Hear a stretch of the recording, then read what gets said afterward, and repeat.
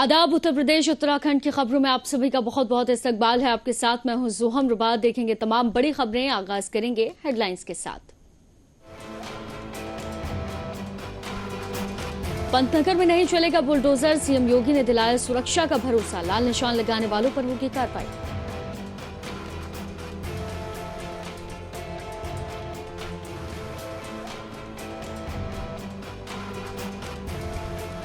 कन्नौज सांसद अखिलेश यादव का deputy CM Keshav Prasad Maurya को खुला ऑफर, कहा आइए और सीएम बन जाइए।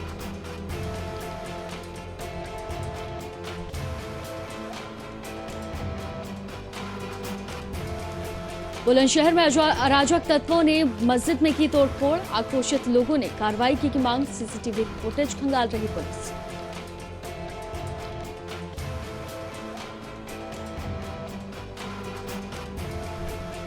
चार 400 साल पहले शहादत पाने वाले 72 शहीदों को किया याद। उत्तर प्रदेश के मुहर्रम को लेकर जोश आक्रोश का माहौल।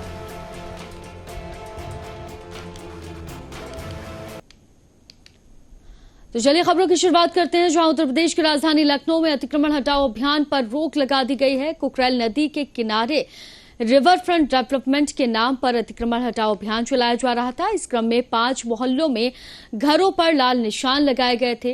लाल निशान लगाए जाने के बाद से लगातार लोगों का गुस्सा भड़का हुआ था। वो अपने घर के आगे धरना प्रदर्शन कर रहे थे। योगी सरकार से लगातार मांग की जा रही थी कि अतिक्रमण हटाओ अभियान के नाम पर उनके घरों को न तोड़ा जाए। वो अपनी रजिस्ट्री के कागजों को लेकर प्रदर्शन कर रहे थे और जमीन पर अपना मालिकाना हक जता रहे थे। अब इस मामले में मुख्यमंत्री योगी आदित्यनाथ ने साफ कर दिया कि अतिक्रमण हटाओ अभियान पर रोक लगेगी। पंतनगर में अब बुलडोजर नहीं चलेगा।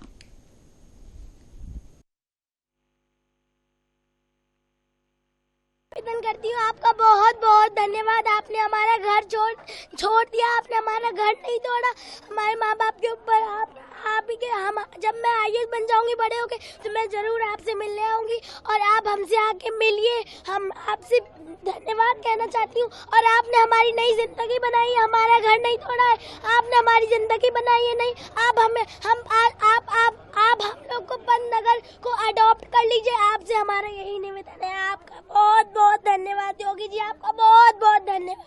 आपने हमारा घर बचा लिया, बहुत बहुत धन्यवाद योगी जी। इतना ज्यादा खुश है कि शब्द ही नहीं है कि क्या कहें हम। इतना ज्यादा खुशी मिली है हम लोगों को कि सर ने हम लोग को इतना रोड से आने से बचा दिया। इतनी ज्यादा खुशी है कि बयान नहीं कर सकते हैं। पैर जमीन पे है ही नहीं, पैर ही जमीन पे नहीं। इतनी खुशी मिल गई है। एक पल तो लगता था कि कहाँ जाएंगे कहाँ रहेंगे, लेकिन इतनी खुशी दिया है कि बोल ही नहीं पा रहे कि क्या कहें। बताई भी नहीं जा सकती शब्दों में। और उनका बहुत धन्यवाद। बीजेपी की पार्टी को हम लोग सब पता नहीं, शायद 1993-94 से मेरा पहला वोट था, तब भी मैंने उन्हीं को दिया था और आज की डेट पे भी हम उन्हीं को देते हुए आए हैं। बीजेपी समर्थक थे, हैं और रहेंगे हमेशा, और योगी जी की जय जयकार करते ही। तो वहीं समाजवादी पार्टी के राष्ट्रीय अध्यक्ष और कन्नौज सांसद अखिलेश यादव ने उप मुख्यमंत्री केशव प्रसाद मौर्य को खुला ऑफर दिया। उन्होंने कहा कि बिहार की घटना को उत्तर प्रदेश में दोहरा दें, 100 विधायक लेकर अपने साथ आएं, समाजवादी पार्टी आपको मुख्यमंत्री बना देगी। एक चैनल को इंटरव्यू देते हुए अखिलेश यादव ने ये बातें कही। अखिलेश यादव ने कहा कि जो बिहार में हुआ वो यूपी में भी हो सकता है। बीजेपी के अंदर सब कुछ अच्छा नहीं है, पर चर्चाओं का दौर जारी है। कई विधायक खुलकर बयान दे चुके हैं। ऐसे में विपक्ष भी बीजेपी पर हमलावर है।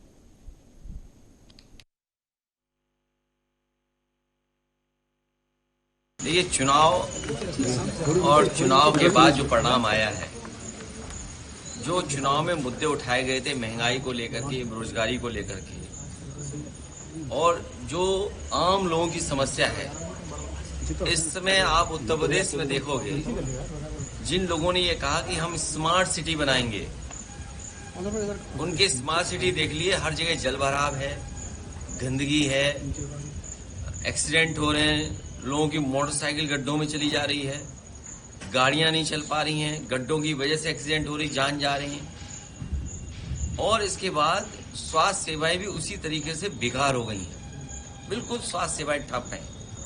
अभी जो हाथरस में घटना हुई वो भी प्रशासन का फेलियर था। अधिकारियों के खिलाफ कार्रवाई हुई है और जब कार्रवाई की है सरकार ने, तो सरकार ने स्वीकार किया है कि जब अनुमति दी थी तो अनुमति होने के बाद जो पर्याप्त सुरक्षा, पर्याप्त अधिकारियों का इंतजाम होना चाहिए था, वो सरकार ने नहीं किया। और बेरोजगारी अभी भी वैसी दिखाई दे रही है। उसी पैमाने पर नौजवान बेरोजगार घूम रहा है, नौकरी की तलाश है। ये सरकार के लोग झूठ से चलाना चाहते हैं और जो जमीनी हकीकत है उससे सरकार के लोग दूर हैं। जो महंगाई बढ़ी है। तो वहीं सहारनपुर में जिला किसान मजदूर संगठन के द्वारा पुलिस प्रशासन के खिलाफ पुलिस लाइन में नारेबाजी की गई। पुलिस मुर्दाबाद के नारे भी लगाए गए। यही नहीं, न्याय न मिलने पर पुलिस लाइन में 19 जुलाई को महापंचायत करने का भी ऐलान किया गया। आरोप है कि महारी पर रहने वाले एक भक्त हो, पुलिस भक्त को पुलिस ने बिना वजह ही कच्ची शराब के केस लगाकर जेल भेज दिया था। किसान संगठन ने पीड़ित पक्ष के साथ धरना प्रदर्शन किया। किसानों का कहना है कि जब तक पीड़ित को न्याय नहीं मिलेगा वो धरना प्रदर्शन करते रहेंगे।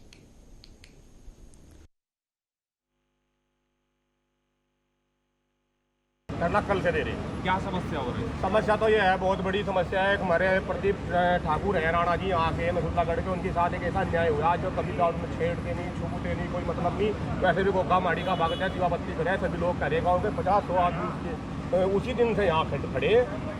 4-5 दिन पहले भी हम आए थे, उनके हमें सबने जाँच करके, उसकी खूब जाँच करके जब हम यहाँ बैठे, वो बिल्कुल उसके साथ अन्याय हुआ है।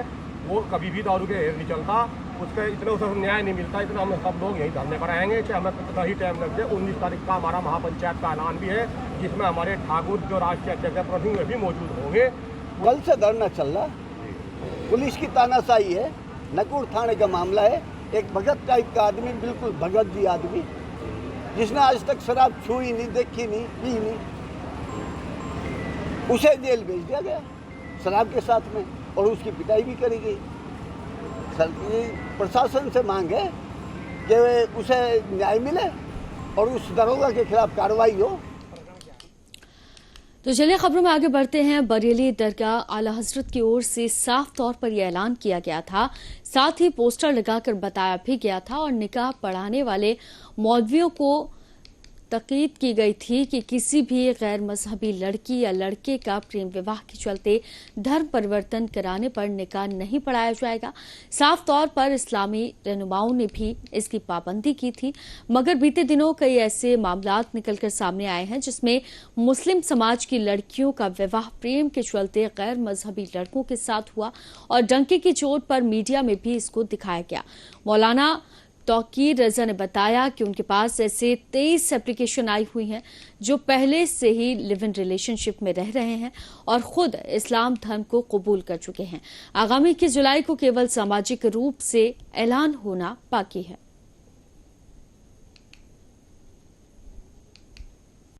धर्म परिवर्तन तो तकरीबन उनका हो चुका है, पहले ही आपस में रह भी रहे हैं, लेकिन हम ये चाहते हैं कि ये आपस में जो रहना है, ये न हिंदू धर्म में इसकी मान्यता है, न इस्लाम में इसकी मान्यता है, तो हम उनको मान्यता देना चाहते हैं। धर्म अपना वो परिवर्तित कर चुके हैं, वो उसका औपचारिक ऐलान जिसे कहते हैं वो करना है सामाजिक तौर। जब कानूनी तरीके से काम हो और मजहबी तरीके से काम होगा, मजहब अगर इन्वॉल्व होगा तो उसकी बरकत होती है, और जो खुद मुख्तार होते हैं वहाँ अक्सर कुछ दिन की मोहब्बतें होती हैं, उसके बाद सब कुछ ख़त्म हो जाता है। मैंने ऐसी बहुत सी शादियाँ देखी, इसलिए मैं ये चाहता हूँ कि ये जो हरामकारी हो रही है, साथ काम कर रहे हैं, साथ रह रहे हैं, तो लड़का लड़की जो साथ रह के हरामकारी कर रहे हैं, उससे हम उन्हें बचाना। तो चलिए खबरों में आगे बढ़ते हैं। बुलंदशहर के खुर्जा जंक्शन रिपोर्टिंग चौकी के गांव महना कलंदरगढ़ी के में देर रात कुछ अराजक तत्वों ने मस्जिद में घुसकर तोड़फोड़ करते हुए पथराव किया। मस्जिद में लगा कांच गेट भी बुरी तरह से टूट गया। घटना के बाद आरोपी मौके से फरार हो गए। पथराव के दौरान मस्जिद में लगा कांच का गेट क्षतिग्रस्त हो गया। तो वहीं ग्रामीणों ने खुर्जा जंक्शन चौकी पर शिकायत कर कार्रवाई की मांग की है।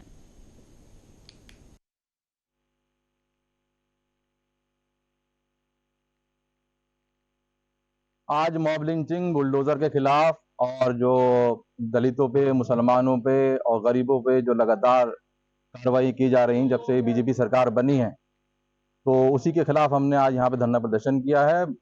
माननीय राष्ट्रपति जी को ज्ञापन जो है जिला अधिकारी महोदय के द्वारा हमने पेश किया है। क्या मांगे? देखिए, मांगे हमारी ये है कि जो बुलडोजर की कार्रवाई करी जा रही है वो एक गैर कानूनी कार्रवाई है।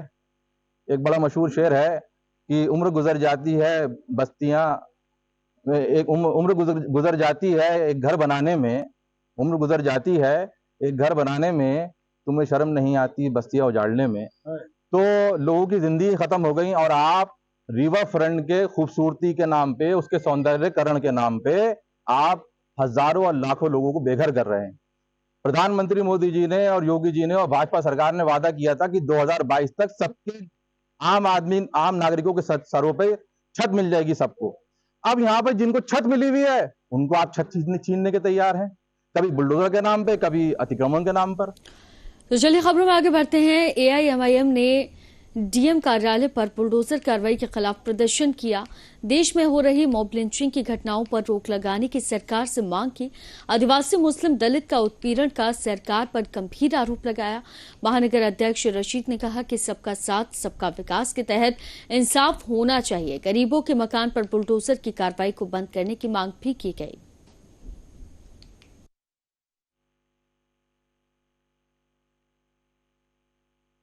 एमआईएम पार्टी प्रदेश अध्यक्ष के निर्देश पे हर जिले में ज्ञापन दिया गया है महामहिम राष्ट्रपति को। डीएम साहब के जरिए हमारी मांगे हैं कि जो बुलडोजर नीति है इसको बंद किया जाए। और दूसरी चीज़ है कि जगह जगह हत्याएं हो रही हैं, दलित की, मुसलमान की, पिछड़ों की, मॉब लिंचिंग करके मार दिया जा रहा है। तो हम लोग चाहते हैं कि 103 जो कानून है उसके तहत 103(2) के तहत फास्ट ट्रैक में मुकदमा चला के जल्द से जल्द उसका निस्तारण कर उन लोगों को सज़ा दिलाया जाए। देखिए, लोकतंत्र में संविधान ने हम लोगों को अधिकार दिया है कि हम लोग प्रोटेस्ट कर सकते हैं, विरोध कर सकते हैं। इसी के माध्यम से हम लोग अपनी बात को मनवाने का काम करेंगे। आज हम लोगों ने ज्ञापन दिया है महामहिम राष्ट्रपति महोदया जी को। और देश में जो बुलडोजर नीति जो प्रदेश सरकार चला रही है ये कहीं ना कहीं सही नहीं है। ये संविधान को चोट पहुंचाता है और संविधान की धज्जियां उड़ा रही है।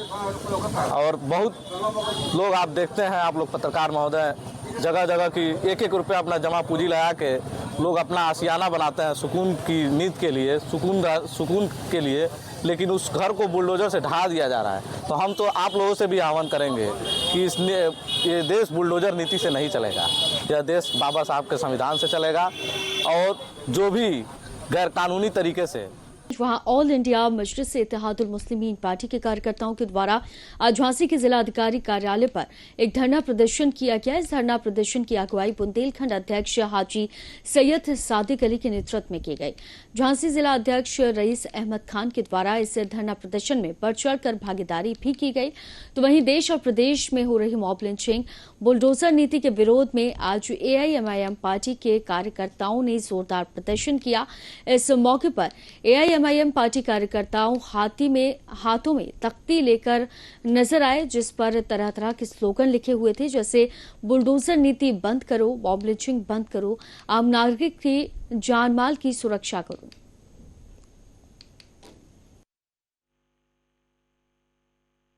आप ये देख रहे हैं उत्तर प्रदेश के अंदर कि जो पार्टियां बनती हैं और हमसे वोट लेती हैं, उन्होंने कभी भी ये आवाज नहीं उठाई।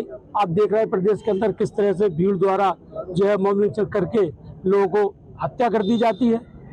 दूसरा आप ये देखिए कि ना दलित का कोई है ना पिछड़ों का कोई है। अल्पसंख्यक तो बात ही छोड़िए, आप धर्मस्थलों को जब जो चाहता है तोड़ देता है। अभी आप घटना देखिए, कोल्हापुर की घटना भी अभी कल ही की आपके नॉलेज में होगी।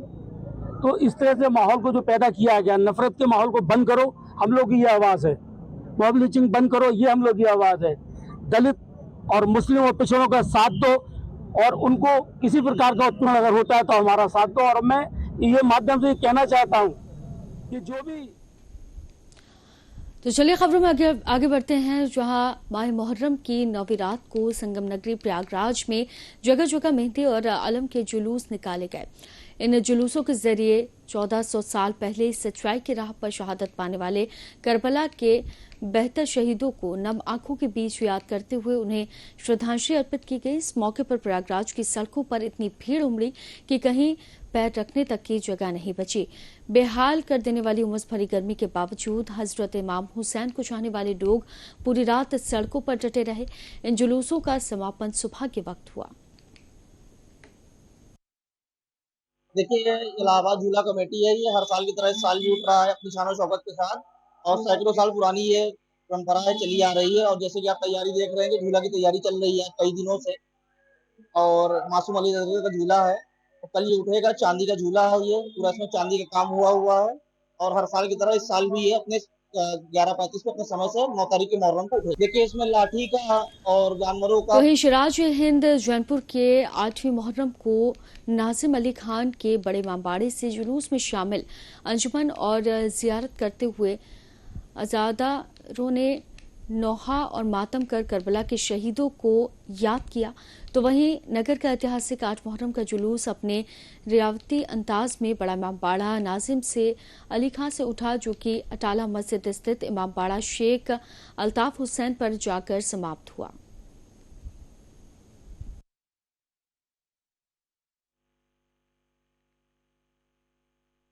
आठवीं मुहर्रम का दिन सबसे ज़्यादा हमारे यहाँ हाज़री की मजलिसें जनाब अबुल फजल अब्बास के सिलसिले से जो मन्नतें हैं, चूँकि इन्हें बाबुल हवाइज भी कहा जाता है, इनके दर से लोगों की हाजतें और मुरादें भी पूरी होती हैं। जो लोग नज़र मानते हैं उनकी नज़र पूरी होती है, उनकी मन्नतें पूरी होती हैं। तमाम दुनिया के हर मज़हब के लोग 8वीं मुहर्रम को तो वहीं मुहर्रम के पर्व को सकुशल संपन्न कराए जाने के लिए पुलिस उपायुक्त सेंट्रल जोन राजेश कुमार सिंह के द्वारा सहायक पुलिस आयुक्त स्वरूपनगर शिखर स्थानीय पुलिस बल के साथ बड़ी करबला और छोटी करबला थाना क्षेत्र के कोहना और ग्वालटोली में फ्लैग मार्च की कार्रवाई की गई। फ्लैग मार्च के दौरान ताजिए आने का मार्ग, ताजिए दफन कराए जाने का स्थान और पुलिस बल लगाए जाने वाले समस्त स्थानों पर निरीक्षण भी किया गया। तो वहीं स्थानीय व्यक्तियों और साथ ही ताजिया बनाने वाले, ताजिया रखने वाले जुलूसों के साथ आयोजकों का भी वार्ता की गई और साथ ही उन्हें संबंधित आवश्यक दिशा निर्देश भी दिए गए।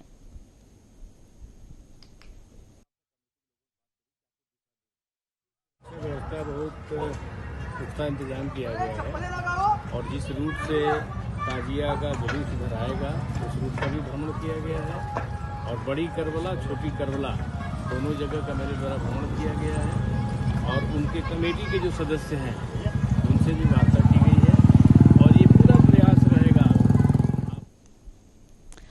तो वहीं कानपुर में कोर्ट की सुरक्षा व्यवस्था को देखते हुए Uttar Pradesh special security force को लगाया गया है। इससे पहले कानपुर पुलिस कोर्ट और कचहरी परिसर की सुरक्षा करती थी, लेकिन अब ये फोर्स व्यवस्थाओं और साथ ही जरूरत की चीजों को भी दुरुस्त करेगी। इसके बारे में एडीसीपी लखन सिंह ने बताया कि हाईकोर्ट के आदेश पर कानपुर कोर्ट को यूपी एसएसएफ फोर्स दी गई है। ये भी पुलिस की एक स्पेशल टीम है, जिसके लिए इस फोर्स के वरिष्ठ अधिकारियों के साथ में बैठक कर ली गई है और कोर्ट परिसर का भी मुआयना किया गया है।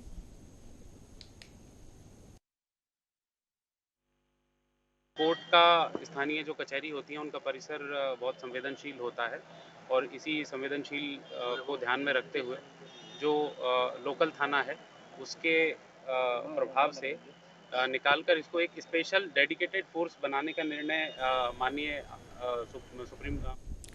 तो वहीं उत्तर प्रदेश के अमरोहा जनपद की हसनपुर कोतवाली पुलिस ने मुठभेड़ के बाद चोरी और लूट जैसी दर्जनों वारदातों को अंजाम देने वाले कुख्यात गैंगस्टर बदमाश मनोज सैनी को पैर में गोली मारकर गिरफ्तार किया।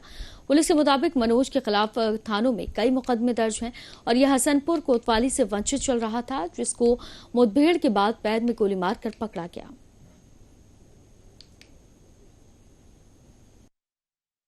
पुलिस द्वारा वाहन चेकिंग की जा रही थी। चेकिंग के दौरान एक संदिग्ध मोटरसाइकिल जिसमें सवार 3 व्यक्ति आ रहे थे, जिनको रोकने का इशारा किया, जो आगमपुर पुलिया से रामपुर भूड़ की तरफ अपनी मोटरसाइकिल लेके भागे। पुलिस द्वारा उनके पीछा किया गया। रामपुर भूड़ के पास खाड़ी बड़े प्लॉट।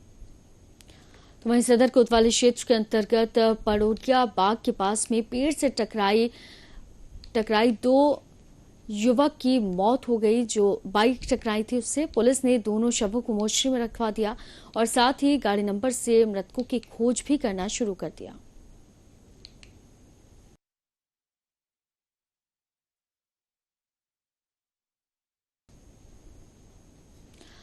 तो चलिए खबरों में आगे बढ़ते हैं, बात करते हैं उत्तर प्रदेश के मैनपुरी की, जहां करहल क्षेत्र के ग्राम पंचायत नाकों के सचिवालय से बीती रात दिनांक 5 मई को चोरों के द्वारा चोरी की घटना को अंजाम दिया गया था, जिसके बाद पुलिस महकमे में हड़कंप मच गया था और आरोपियों की तलाश करना शुरू कर दिया गया था। वहीं पुलिस ने मुखबिर की सूचना पर चोरी करने वाले 2 अभियुक्तों को गिरफ्तार किया, जिनकी गिरफ्त से चोरी का माल भी बरामद किया गया।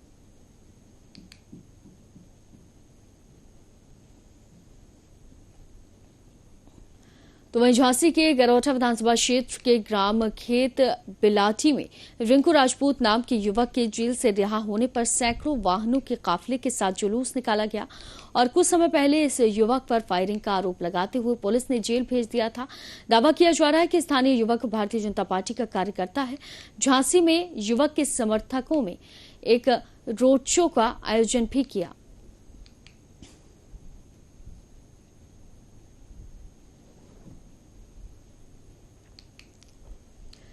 तो वहीं गर्मी से परेशान होकर सहारनपुर में युवक मौत की छलांग लगा रहे हैं। एक युवक ने नदी में छलांग लगा दी। नहर में डूबने से युवक की मौत हो गई। मौके पर मौजूद तैराकों ने बमुश्किल युवक को पानी से बाहर निकाला, लेकिन तब तक उसकी मौत हो गई थी।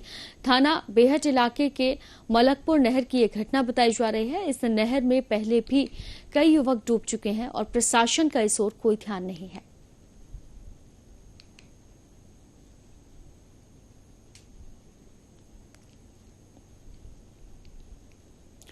तो फिलहाल उत्तर प्रदेश उत्तराखंड की खबरों में सिर्फ इतना ही। दीजिए इजाजत। आदाब।